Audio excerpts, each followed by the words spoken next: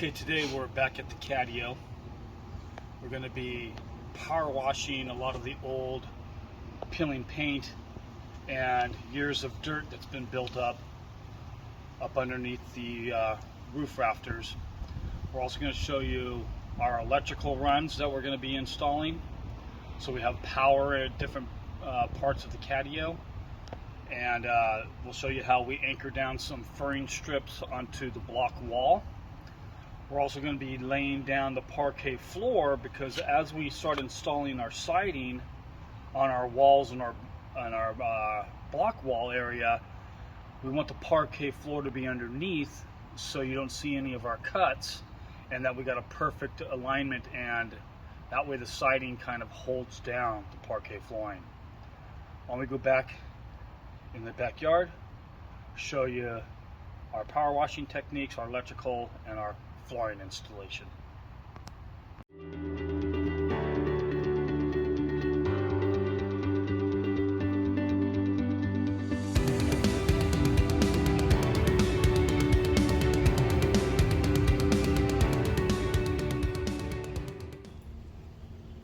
Alright, since this was an existing patio cover and the backyard pretty much has a bunch of dirt in it, one of the things you should really think about is power washing all the existing old dirt and any loose paint that might be on the undercoating of the patio cover itself.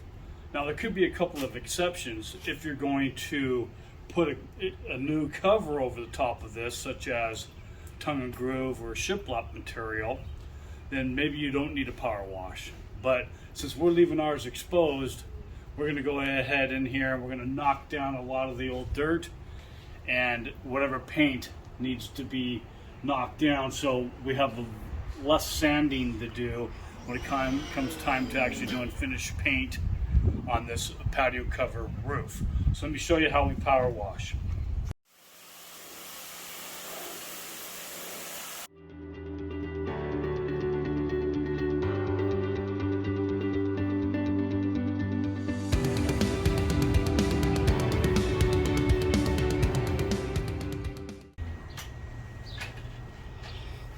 Okay, another thing that we're doing here when we run our electrical on this block wall, because we're going to be putting power over here in this corner, and then on the same corner over here we're going to be putting power down over there, inside and outside. So we have electrical for the backyard part and we have electrical for the catio.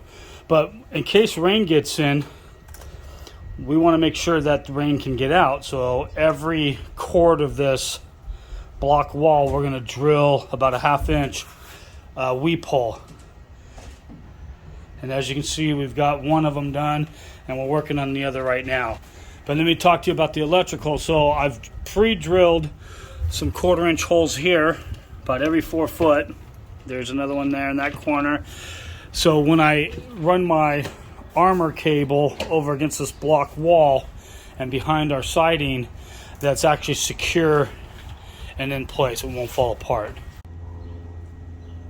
Okay, so I've anchored down my electrical line. I got my last one going here with I drilled a hole in the concrete block.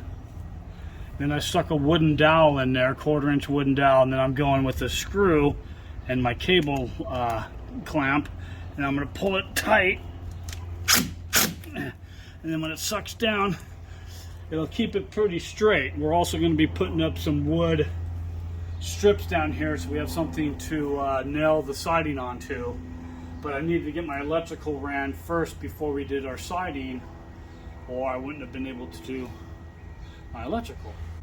So we got this stage done. We're almost done drilling all of our weep holes down at the bottom so water can drain out.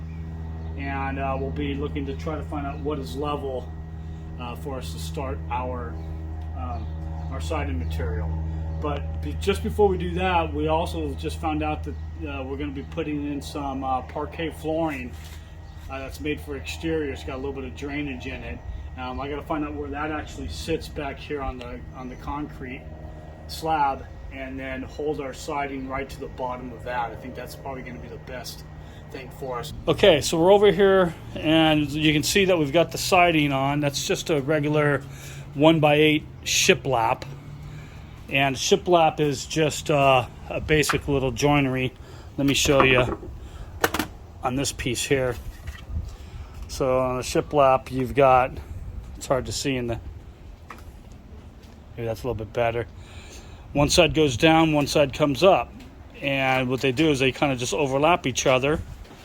And most of the time you see this on roofing underneath your eaves at the exterior of your house before the roof rafters get into the attic. And so this is more of a decorative board than having a plywood sheathing there. But let me show you what we did. We came in on that first bottom piece, had to be scribed and retrofitted to the slope of the concrete. I remember that this side over here is higher than this side over here. And this side has the drainage, but we also did put drainage at every cylinder. We did put drainage at every block cylinder grout line down at the bottom for weep holes. We should probably lay the floor down so we've got our spacing done properly up against the catio wall. Okay, we'll show you the next steps once we get there.